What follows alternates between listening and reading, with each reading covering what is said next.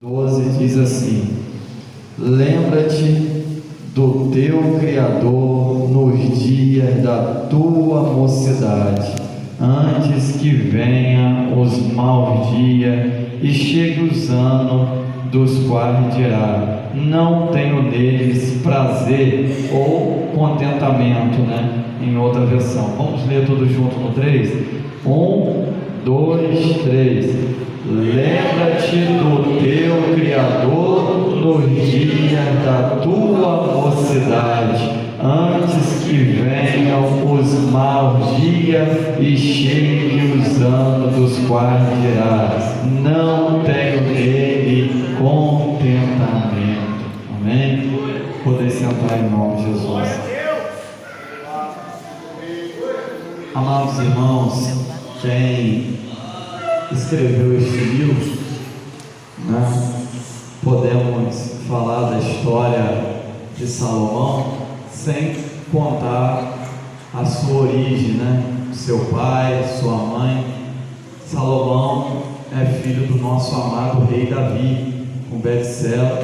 Sabemos que a situação ali do seu nascimento veio logo após, né, dos seus pais ter perdido uma criança, e Deus deu para Davi um filho chamado Salomão. O nome Salomão significa paz.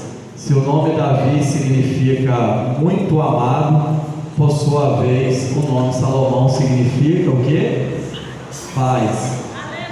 Se o reino de Davi foi um reino de sangue, e por isso ele não pôde fazer o que ele mais desejava no seu coração, e Deus deu esse desejo para o pastor Daniel. O que Davi desejou como rei ele não pôde, mas o pastor Daniel pôde fazer: um templo para Deus, uma casa para Deus. E alguns de nós temos tido esse privilégio que Davi não teve, né? Ele queria muito fazer um templo para Deus. E hoje alguns homens, como o pastor Daniel e outros, estão podendo fazer com que esse lindo templo está aqui. Salomão desejava no coração, assim como nós podemos ver o rei Davi, fazer uma casa para Deus. Porque ele disse: eu habito em casa de alvenaria. Deus vai continuar habitando em tenda? Não, eu quero fazer uma casa de alvenaria, uma casa de tijolos. Sabemos que Deus não habita, né, em casas feitas por mão de homem. Ele habita dentro de nós, que somos templo do Espírito Santo. Mas Ele separou essa casa para que o nome dele seja adorado. E a casa dele se chama Casa de Oração para Todos os Povos. Sabemos que Deus separou um lugar, e a casa de Deus nunca foi feita por vontade de um homem, porque Deus disse para Moisés para que ele pudesse fazer um tabernáculo, e o tabernáculo é a casa de Deus. E nós entendemos que Davi não pôde fazer porque era um homem que derramou muito sangue, e Deus, através do profeta Natan, disse que o sonho dele se realizaria no seu filho. Às vezes muito sonho de pai não realiza nele, mas vai realizar nos seus filhos. E que bom quando o pai vê um filho realizando os seus sonhos. E foi assim na vida de Salomão, né? Não pôde realizar na vida dele como pai, mas o seu filho Salomão pôde realizar. Porque ali em Crônicas, 2 Crônicas, capítulo 6, vai dizer que depois de ele acabar construído ali, feito o templo, desceu fogo do céu e consumiu todo o holocausto. Deus se agradou da construção daquele templo, e é conhecido como o templo de Salomão, porque foi ele, né, aquele que Deus deu, né, a graça de poder ser o engenheiro, de poder estar na frente da arquitetura. Deus entregou na mão dele, e ele pôde construir aquele templo, e pôde também fazer um palácio real. Mas o que me chama a atenção é que, se a era do rei Davi foi a era de muita guerra, de muito sangue, agora a era do seu filho Salomão era uma era de ouro, uma era pacífica. Israel nunca cresceu como na época do reinado de Salomão. Foi um reinado que ele cresceu economicamente, politicamente e também espiritualmente. Israel começou a crescer de tal forma que a fama de Salomão cresceu em todos os cantos da terra. Certa feita, Salomão dormindo, o Senhor aparece a ele em sonho e dá um cheque em branco para ele e pede para que ele pudesse pedir o que ele desejasse, que o cheque já estava assinado pelo próprio Deus, e disse para ele: Salomão, pede o que tu queres, porque hoje eu vi quando tu oraste no pé da cama. Estou fazendo uma conjectura, porque Deus viu o jovem orando, e Deus disse: eu ouvi a tua oração e me agradei dela, e vim aqui nesta noite, nesta madrugada, e o Senhor apareceu para Salomão em sonho, em visão, e ali deu uma visão para ele dizendo: pede o que tu queres que eu te darei.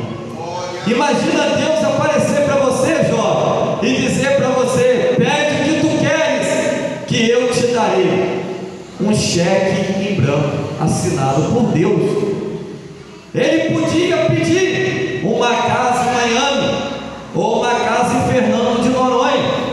Ele podia pedir poder para que somente no apontar de dedo as pessoas pudessem morrer, que se levantassem contra ele. Ele podia pedir o mal dos seus inimigos. Ele podia pedir muita coisa: casa, ouro, riqueza. Mas olha o que ele pediu. E aqui o tema desta mensagem: a sabedoria que vem do alto. Inteligência você adquire através dos estudos da ciência, a arte do saber. Você aprende na escola matemática, português, geografia, mas sabedoria vem do alto, vem de Deus, é um dom de Deus. Tiago diz isso, que quem tem falta de sabedoria, peça a Deus, que Ele tem, e dá para quem pede. E Salomão pediu: Senhor, me dê sabedoria, porque esse povo é muito grande, e eu quero sabedoria para saber entrar e saber sair do meio deste povo. Ele fez um pedido sábio, não é isso? Ele já fez um pedido sábio: me dê sabedoria. Quantos ganharam na telecena e perdeu tudo? Você já deve conhecer algum jogador que ganhou muito dinheiro, ou cantor, e perdeu tudo, e hoje está na berlinda, está morando até na rua. Por quê? Porque não teve o quê? Sabedoria para administrar o que ganhou. Muitos já ganharam muito dinheiro e hoje não tem nada. Perderam tudo que ganhou por falta de sabedoria para administrar o que ganhou. Então ele começa bem, ele pede a Deus sabedoria para governar, sabedoria para julgar, porque como rei ele teria que julgar agora a causa do povo, e era inúmera. Lembra de certa feita, uma mulher, duas mulheres naquela época, não tinha teste de DNA, e não tinha nem o programa do ratinho para ninguém lá, para saber quem era o pai, ou quem era ali a mãe. Não tinha como saber, não tinha teste de DNA naquela época. Diz que duas mães tiveram duas crianças, e uma morreu, e naquilo ali, uma deitou-se sobre a criança, e na noite trocou-se a criança, e agora as duas chegam diante de Salomão e começa a perguntar a ele, dizer, e acusando uma, outra dizendo: não, o filho é meu, e a outra dizendo: não, é meu, não, o morto é teu, o vivo é meu. Não, o vivo é meu e o morto é teu. E começou uma, e agora, como saber quem era a mãe verdadeira, se naquele tempo ali não tinha Ele vê um soldado com a espada e Deus dá uma sabedoria a ele, Marcelo. Pega a espada aí. O teste, né? Que mostra o coração de uma mãe verdadeira está aí. Pega a espada, corta essa criança no meio, Renato. Dá metade para um e metade para o outro. Quem vai ficar com a cabeça, quem vai ficar com o pé? Metade para um e metade para o outro. A mãe verdadeira começa a gritar, dizendo: não, não, não, não, dá para ela. A outra: não, faz isso mesmo, rei, nem eu nem ela, mata, divide, metade para mim, metade para ela. E a outra diz: não, pelo amor de Deus, não, entrega tudo para ela, dá a criança para ela. E naquela mesma hora, viram-se em toda a terra que o homem tinha sabedoria, porque ele pegou a criança e disse: dá para essa aí que falou que não é para matar. Essa é a mãe verdadeira, porque a mãe verdadeira nunca vai querer o mal do seu filho. E com isso a fama dele começou a correr em todos os cantos da terra. Começou a fama dele ir longe, de tal forma que a rainha de Sabá ficou sabendo, e quando ela chegou lá, olhou o modo dos empregados se vestir, o modo de servir a mesa, o banquete na mesa, ela quase infartou, Deus.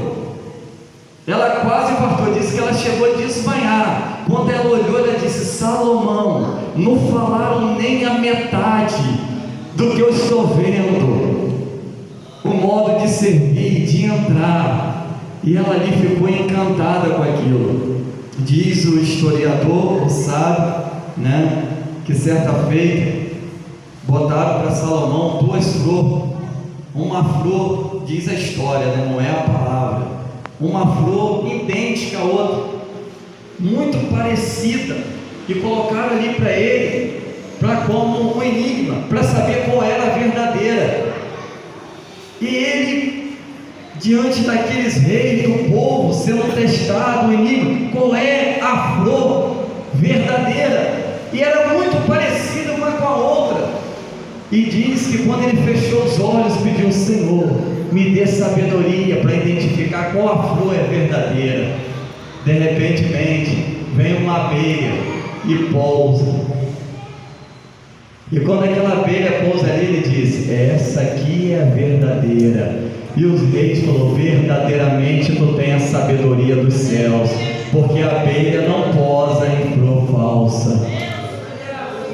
E a fama dele foi se espalhando na face da terra.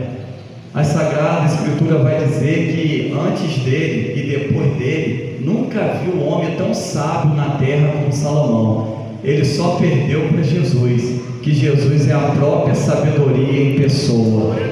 Está aqui nessa noite quem é mais sábio, mais poderoso do que Salomão: Jesus de Nazaré.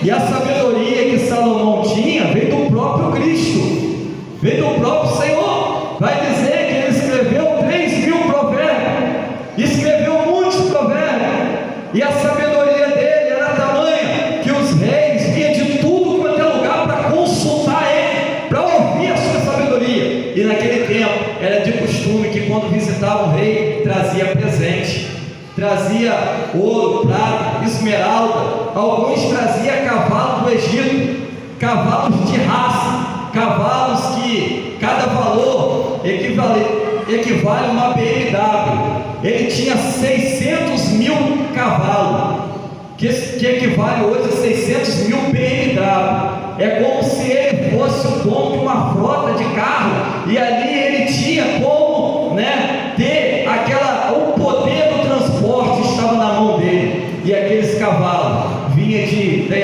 da África, da Etiópia, vinha de tudo quanto é lugar. Cavalo raro, cavalo que valia hoje o preço de uma BMW.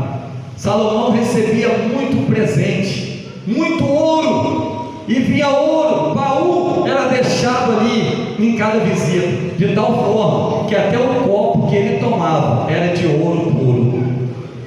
O ouro, vai dizer a Sagrada Escritura, que a prata era como erva brava, era como capim, era normal ter prata ali até no chão. E boa parte, a porta do templo se chamava Formosa. Uma curiosidade, por quê? Por que se chamava Porta Formosa do templo de Salomão?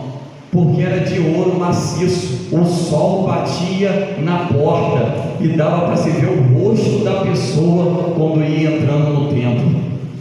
O altar era de ouro, as portas eram de ouro. Ele revestiu a igreja de ouro, de pedra. Por fora não era muito bonita, mas por dentro era de ouro. Assim somos nós. Por dentro temos o ouro, que é a glória de Deus, o Espírito de Deus. Por fora as pessoas olhavam, mas por dentro tinha ouro, para que não chamasse a atenção do ladrão, daqueles que passavam por fora. Era simples, mas por dentro tinha algo precioso. Assim como nós temos algo precioso dentro de nós, e essa preciosidade é o Espírito Santo de Deus. Ele começou a escrever na sua juventude o primeiro livro, chamado Cantares. Qual é o livro que eu falei, jovem? E de 0 a 100 anos ainda é jovem. Qual é o primeiro livro? Cantares. Ele escreveu o livro de Cantares. Foi o primeiro livro que ele começou a escrever. E o livro Cantares é um livro poético. É um livro que demonstra tanto o amor dele pela sunamita, como aponta espiritualmente o amor de Cristo pela igreja. Porque diz a história que Salomão abriu mão da roupa real, se vestiu como um campeão e foi até o lagar. E quando ele chegou lá, ele disse que ele queria tomar a sunamita para casar com ele. Não foi isso que Jesus fez? Abriu mão da glória, se vestiu como homem e veio habitar em nosso meio por amor à igreja. E um dia ele voltará, porque ele disse para a sunamita: eu estou vindo aqui, mas vou voltar para buscar você, sunamita, para que a gente possa se casar. E é isso que vai acontecer nas bodas do Cordeiro. Jesus voltará para nos buscar e haverá um casamento lá no céu, assim como de Salomão pela sunamita. Aponta o amor de Cristo pela igreja. E o livro de Cantares ele está escrevendo na sua juventude, e ele escreve na flor da juventude o livro de Cantares, dizendo como é formosa os teus olhos como os olhos da pomba. E ele escreve o livro de Cantares na flor da mocidade, e ali demonstra o amor que ele tinha por ela, como o amor de Cristo pela igreja, espiritualmente falando. E mais à frente, mais maduro, porque para nós é de maior depois dos 18, e para Israel é depois dos 30. Passa-se os 30 anos e ele começa agora um jovem mais maduro, adulto. Sai da fase de jovem para a fase adulta, começa a escrever o livro de Provérbios. E o livro de Provérbios nada mais é do que o livro da sabedoria. O livro de Provérbios fala de tudo, fala sobre namoro, noivado, casamento, fala como criar filho, fala como o pai deve proceder, como os filhos devem proceder. O livro de Provérbios tem muita sabedoria, e quem quer adquirir sabedoria, eu aconselho que leia o livro de Provérbios. E o livro de Provérbios, capítulo 1, versículo 7, ele escreve algo ali que já mostra que já não era um jovem mais imaturo, mas sim maduro. Ele diz que o princípio da sabedoria é o quê? Qual é o princípio da sabedoria? O temor ao Senhor. Em Provérbios capítulo 1, versículo 7, ele vai dizer que todos que têm sabedoria, ele tem um princípio, temor. E se tem temor, respeito a Deus, tem sabedoria. Mas quando perde o temor, perde também a sabedoria. E ele escreve o livro de Provérbios, e depois, agora, chegando em Eclesiastes, eu quero que você imagine agora um velhinho de cabeça cabelinho branco, com as mãos já meio tremo, tomando uma pena na mão, com tinta, e começa a escrever o livro de Eclesiastes. Eclesiastes, capítulo 1, ele começa a escrever com as suas mãos tremendo, na sua escrivania, e começa a escrever o capítulo 1 de Eclesiastes, versículo 1, dizendo o quê? Diz o pregador: tudo é vaidade, vaidade sobre vaidade. Repete comigo devagarzinho essa palavra nessa noite, olha, repete, presta atenção, repete comigo devagar, ó, vaidade, agora devagar, vaidade,